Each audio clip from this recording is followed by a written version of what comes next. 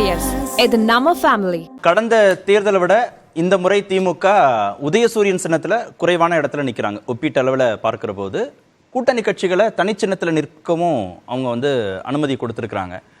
அது அவங்களுக்கு பலமா பார்க்கணுமா அல்ல வெற்றி வாய்ப்பை பாதிக்கக்கூடிய அம்சமாக அதை பார்க்கணுமா? திமுகவை பொறுத்தவரையில் கொஞ்சம் விட்டு கொடுத்து போயிருக்கிறார்கள் என்பதுதான் என் கருத்து. ஏனென்றால் உதயசூரியன் சின்னத்தில் நிற்பதுதான் ஒரு வகையில் சரி. என்னங்க பலவீனத்துக்கு வேற ஒரு சொல்லு விட்டு கொடுத்து போனது சரி. அது எல்லா கட்சியுமே அப்படித்தானே. இப்போ பிஜேபி 10 தொகுதி பாமகவுக்கு விட்டு கொடுக்குது. அப்ப அவங்க நிக்க வேண்டிய தொகுதிகள்ல கணிசமா குறைச்சிருக்கீங்க. அப்புறம் இப்ப உதாரணமா நாகர்கோயில பிஜேபி நிக்குது, உங்களுக்கு தனி செல்வாக்கு இருக்கு. பாமக அங்க என்ன செல்வாக்கு இருக்கு?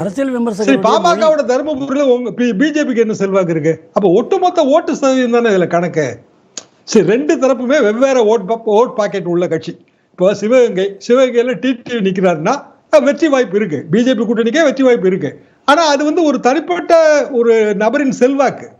அப்படி தனிப்பட்ட நபர்களின் செல்வாக்குங்கிறது பிஜேபியில இருக்கு, நான் மறுக்கவே இல்லையா, முதல்ல இருந்து நான் மறுக்கவே இல்லையே. ஆனால் திமுக கூட்டணி வலிமையான கூட்டணி. அதை நம்ம இல்லைன்னு சொல்றது அது தவறான ஒரு வாதமா இருக்கும். மிக வலிமையான கூட்டணி. 2019 இருந்து கூட்டணி தொடர்கிறது. அப்புறம் இயற்கையாவே அந்த தொண்டர்களுக்கிடையே பெரிய ஒருங்கிணைப்பு இருக்கு. இப்போ அக்னேஸ்வரர் சொன்னார்களா, தொண்டர்கள் பாமக தொண்டர்கள் விரும்பலன்னு. கடைசி நேரத்துல கூட்டணிகளை தொண்டர்கள் விரும்புறது இல்ல. வலிமையான கூட்டணின்னு சொல்றோம், ஆனா கூட்டணி கட்சிகளுக்கான சில தொகுதிகளையும் மாற்றி இருக்கிறார்கள்ல. அது ஸ்ட்ராட்டஜியா பார்க்கணுமா இல்ல அந்த இடங்கள்ல கூட்டணி கட்சிகள் பலவீனமா இருக்காங்க?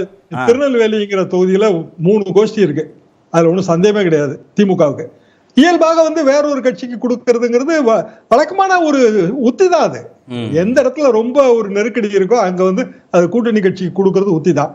இப்போ திருச்சி ஒரு சேஃப் கான்ஸ்டிட்யூன்சி உண்மையிலேயே. ஆனா அதை மதிமுக கொடுத்துருக்காங்க. சரி, அவரு துரை வரட்டும்னு அவங்க நினைச்சிருக்கலாம். ரொம்ப சேஃப். அது உண்மையிலேயே திமுக நிக்கணும்னு நேரெல்லாம் ரொம்ப பிரஷர் கொடுத்தாரு. ஆனால் அவர்கள் மதிமுக விட்டு மதிமுகவே அதை விரும்பினதாக, திருச்சியை விரும்பினதாக செய்திகள் வந்தது. திருச்சியை எல்லாருமே விரும்புவாங்க. அது கொஞ்சம் வெற்றி பெறுவதற்கெல்லாம் கொஞ்சம் எளிதான ஒரு தொகுதி. அது திமுக கூட்டணியில் இருக்கிற எல்லா கட்சியும் விரும்புவாங்க. காங்கிரஸ் அதை மனமும் தான் விட்டு கொடுத்துருப்பாங்க. மயிலாடுதுறையில அவங்களுக்கு அடுத்த ஆப்ஷன் வரும்போது மயிலாடுதுறையில 4 வாட்டி காங்கிரஸ் ஜெயிச்சிருக்கு. அவங்க அந்த கணக்கெல்லாம் போட்டு மயிலாடுதுறை ஓகேன்னு அவங்க சொல்லியிருக்காங்க.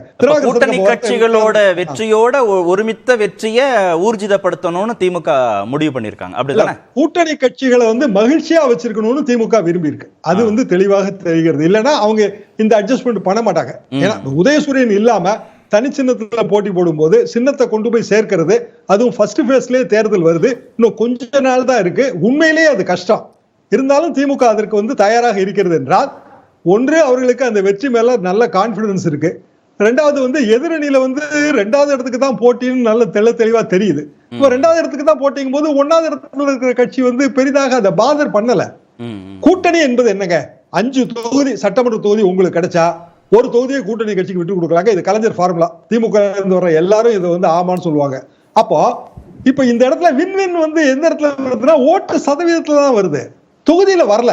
இப்போ ஒட்டுமொத்தமா பிஜேபி கூட்டணி ஒரு பெரிய ஓட்டு சதவீதம் வருது அப்படின்னா சரி, நாங்க வளர்ந்துட்டு இருக்கிறோம் அப்படின்னு அண்ணாமலை வைக்கிற வாதத்துக்கு பொருத்தமா இருக்கும். பாமகவுக்கு ஓட்டு சதவீதம் கூடுச்சுன்னா அவங்களுக்கு ரொம்ப இயல்பா தேர்தல் கமிஷன் அங்கீகாரம் வரும். அதிமுக ஓட்டு சதவீதம் கூடினாலும் அது எடப்பாடி பழனிசாமிக்கு அட்வான்டேஜ் தானே. 40 தொகுதியில நிற்கும் போது எப்படி சார் ஓட்டு சதவீதம் கூடாம இருக்கும்? ஒண்ணுமே இல்ல. பிஜேபியோட போன நகர்ப்புற உள்ளாட்சி தேர்தல் 6% எப்படி வந்துச்சு? அவங்க தனித்து போட்டிட்டாங்க, எல்லா இடத்துலயும் நின்னாங்க.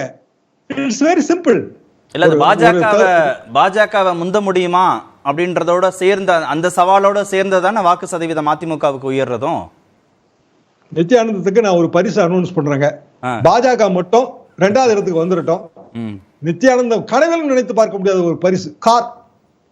கார் பரிசா? ஆமா. அது ஏதாவது பட்ஜெட் இருக்கா இல்ல அது அவர் விரும்பின காரா? ரோல்ஸ் ராய்ஸ் எல்லாம் கேட்டு போறாரு. கரகாட்ட கார், சின்ன கார் போதும். சின்ன கார் இல்ல, சின்ன கார்.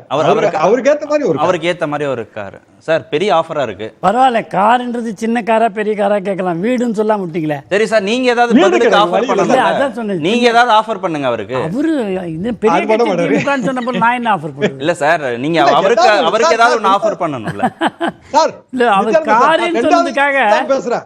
கார்ன்னு சொன்னதுக்கு நன்றி. அவர் சீரியஸாவே ஆஃபர் பண்றாரு. ஆமாங்க, நன்றி. கார் சொன்னதுக்காக. 2வது வீடு கொடுக்கறேன்னு சொல்லியிருந்தாருன்னா அது சின்ன வீடா பெரிய வீடா வீடான்னு நீங்க கேட்டீங்கன்னா அர்த்தமே வேற. ரெண்டாவது இடத்துக்கு பாஜக வந்துடுச்சுன்னா உங்களுக்கு ஒரு கார் வாங்கி தரேன்றாரு ஷாம் அவர்களுக்கு. ஏன்னா சார் நான் வாடகை வீட்டுல இருக்கிறவன் நான் உங்களுக்கு எப்படி சார் வீடு ஆஃபர் பண்ண ஷாம் முடியும்? அவர்கள் அந்த கார் தான் சொல்லுங்க, ஷாம் அவர்கள் அந்த மகிழுந்தை என்னுடைய வீட்டு வாசலை நிறுத்திவிட்டு சாவியை கொடுக்கின்ற பொழுது நானே ஒரு சாயா ஒரு வீட்டுல டீ போட்டு கொடுத்தேன். இப்போதைக்கு வீட்டு வாசல்ல ரெண்டாவது இடத்துக்கு வந்துருங்க சார், ரெண்டாவது இடத்துக்கு வந்துருங்க. சரி சார், எங்களுக்கு ஏதாவது நிகழ்ச்சி நடத்துறவங்களுக்கும் பார்த்து ஏதாவது கன்சிடர் பண்ணுங்க சார். ரெண்டாவது இடத்துக்கு வரும்போது நம்ம 2 பேரு நெறியாளர் சேர்த்து ஒரு வாதம் பண்ணணும். அன்புள்ள கிரியஸ், இது நம்ம ஃபேமிலி.